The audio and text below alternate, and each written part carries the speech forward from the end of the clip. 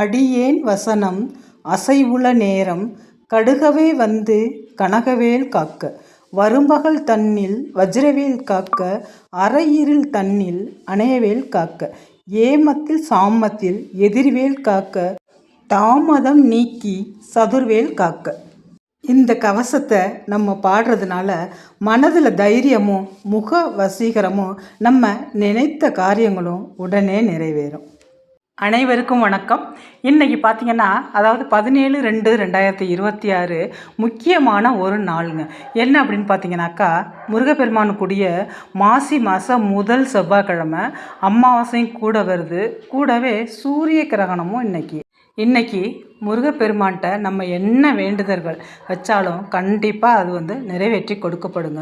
நம்ம முருகப்பெருமானுக்கு வெற்றிலை தீபம் ஏற்றுவோம், துவரம்பருப்பு தீபம் ஏற்றுவோம், நெய் தீபம் போடுவோம், உப்பு தீபம் போடுவோம். இது மாதிரி அவருக்கு வந்து நிறைய தீபங்கள் போடுறது ரொம்பவே விசேஷம்.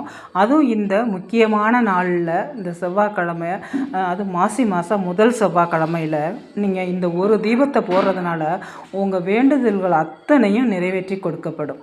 இன்றைக்கி மட்டும் மறக்காமல் நீங்கள் இந்த ஒரு தீபத்தை முருகப்பெருமானுக்கு போட்டு உங்களோட வழிபாடை செய்கிறதுனால நீங்கள் வந்து என்ன கோரிக்கைகள் அவர்கிட்ட சொல்கிறீங்களோ, உங்களோட முக்கியமான கோரிக்கைகள், நீண்ட நாட்களாக நிறைவேறாத கோரிக்கைகள் வந்து, அந்த கோரிக்கைகளுக்கு வந்து நீங்கள் தகுதியானவர்கள், அது வந்து உங்களுக்கு ரொம்ப அவசியம் அப்படிங்கிற கோரிக்கைகளை அவர்கிட்ட வைக்கும் பொழுது கண்டிப்பாக அவர் வந்து உங்களுக்கு கூடிய விரைவிலேயே நிறைவேற்றி கொடுப்பாருங்க.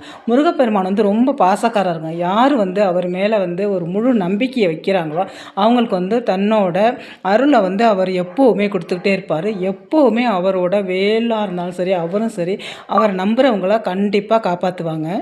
இந்த ஒரு வழிபாட்டை நீங்கள் வந்து இந்த செவ்வாய்க்கிழமை அன்னைக்கு மதியம் 1 to 2 செவ்வாய் ஹோரையில் செய்யலாம்.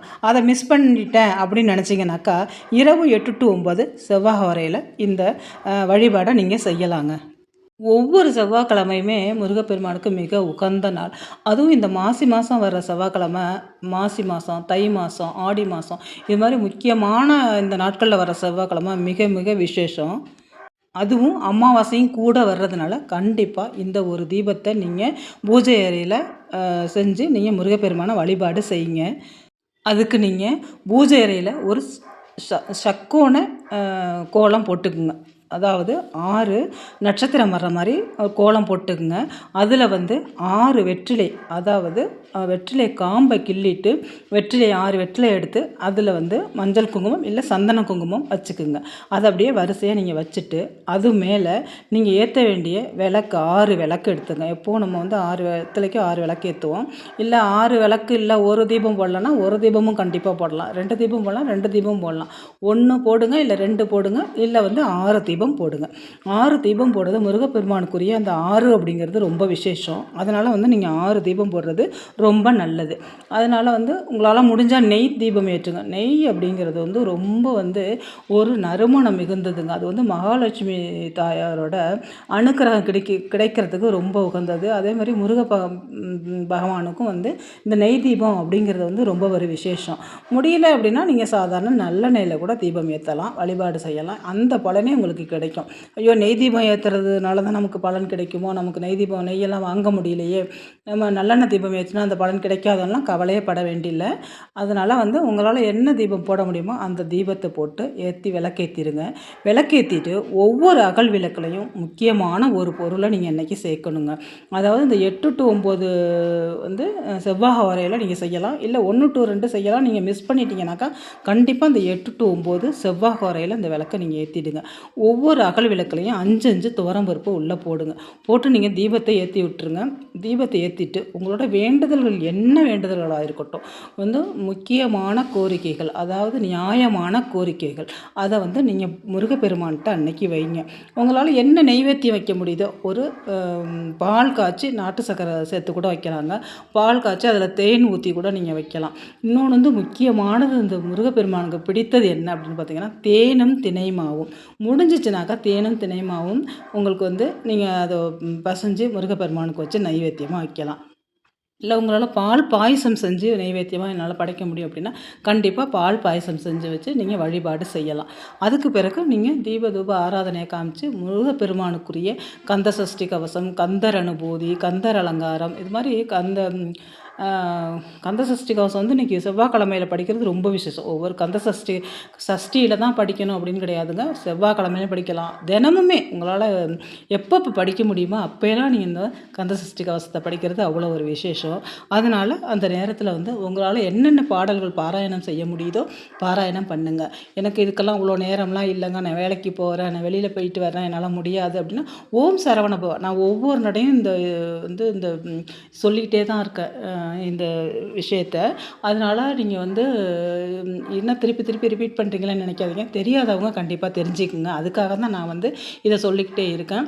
அதனால் வந்து எனக்கு ரொம்ப பாடல்லாம் பாராயணம் என்ன முடியல அப்படின்னு நினச்சிங்கனாக்கா ஓம் சரவண பவ அப்படிங்கிற அந்த முருகனோட முக்கியமான மந்திரத்தையாவது நீங்கள் 108 முறை கண்டிப்பாக சொல்லிட்டு வாங்க. நீங்கள் என்ன வேண்டுதல்கள் வச்சாலும் நீங்கள் வந்து இன்றைய தினத்தில் வந்து நீங்கள் என்ன வேண்டுதல் வச்சாலும் இந்த துவரம்பருப்பு தீபத்தை போட்டுட்டு நீங்கள் வேண்டிட்டு வாங்க. முருகப்பெருமானோட அருளால் உங்களுடைய வேண்டுதல்கள் கூடிய விரைவிலேயே நீங்கள் நினைத்த மாதிரியே நடக்கும். அதே மாதிரி முடிஞ்சவங்க கோவிலுக்கு போயிட்டு முருகப்பெருமானை வழிபாடு செய்யலாம். இந்த வெத்தலை தீபத்தை துவரம்பருப்பு போட்டு நான் வந்து ஆலயத்தில் ஏற்றலாமான்னா கண்டிப்பாக ஆலயத்துக்கு போய் ஏற்றலாங்க. நீங்கள் உங்களோட பூஜை அறையிலையும் ஏற்றலாம். கண்டிப்பாக அதற்குண்டான பலன் உங்களுக்கு கிடைக்கும். அதே போல் செவ்வரளி மலர்கள் சேப்பு கலர் மலர்கள் வந்து இந்த செவ்வாய்க்கிழமையில் முருகப்பெருமானுக்கு அணிவிச்சு நம்ம வழிபாடு செய்கிறது நல்ல ஒரு பலனை கொடுக்கும். அதனால வீட்டில் செவ்வரளி மலர் இருந்தால் பறித்து வைங்க. இல்லை சகப்பலர் ரோஜா பூ தான் இருக்குது அப்படின்னா கண்டிப்பாக அதையும் வைக்கலாம். இல்லை செம்பருத்தி பூ தாங்க எங்கிட்ட இருக்குது, சகப்பு கலர் செம்பருத்தி பூ தான் இருக்குது, இதை வைக்கலாமான்னா கண்டிப்பாக வைக்கலாங்க. சிகப்பு கலர் பூக்களால் அவருக்கு வந்து அர்ச்சனை செய்து அலங்காரம் செய்து வழிபாடு செய்கிறது அவ்வளோ ஒரு விசேஷம். அதனால் எந்த பூ கிடச்சாலும் சரி அவருக்கு வந்து நீங்கள் அணிவிச்சு வழிபாடு செஞ்சுட்டு வாங்க.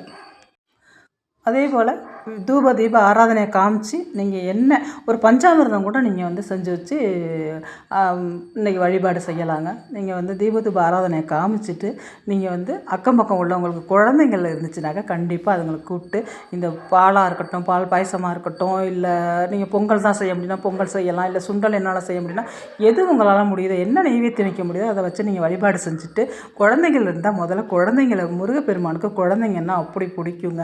அதனால் வந்து குழந்தைங்க இருந்துச்சுன்னா முன்னாடி அந்த குழந்தைங்களை கூப்பிட்டு எல்லாருக்கும் கொடுங்க. வீட்டில் உள்ளவங்களுக்கும் கொடுத்துட்டு நீங்கள் வழிபாடு செஞ்சுட்டு வாங்க. நீங்கள் நினைத்த காரியம் வந்து கூடிய விரைவிலேயே முருகப்பெருமான அருளால் கண்டிப்பாக நிறைவேற்றி கொடுக்கப்படும். ஒரு நம்பிக்கையோடு செய்யுங்க. நம்பிக்கையோடு நம்ம ஒரு செயலை வந்து மனசில் ஏற்றிட்டு இது நடக்கும் நடக்கும் நடக்கும் அப்படின்னு சொல்லிட்டு நீங்கள் நினச்சிக்கிட்டே ஒரு செயலை செய்யுங்களேன். அது வந்து அந்த விஷயம் வந்து கூடிய விரைவிலேயே நமக்கு வந்து கைகூடி வரும். அதனால் ஒரு வந்து நம்பிக்கையோடு முருகப்பெருமான்கிட்ட உங்களோட கோரிக்கைகளை என்ன வேண்டுதலாக இருக்கட்டும் அதை அன்றைக்கி வைங்க. முருகப்பெருமானோட அருளால் கூடிய விரைவில் அந்த வேண்டுதல் வந்து உங்களுக்கு நிறைவேற்றி கொடுக்கப்படும். இந்த வீடியோ உங்களுக்கு பிடிச்சிருந்துச்சுனாக்கா நம்ம சேனலை சப்ஸ்கிரைப் பண்ணி லைக் பண்ணிக்கோங்க. இதுவரை சப்ஸ்கிரைப் பண்ணாதவங்க சப்ஸ்கிரைப் பண்ணிக்கோங்க. இந்த வீடியோ பார்த்த அனைத்து நல்ல உள்ளங்களுக்கும் நன்றி.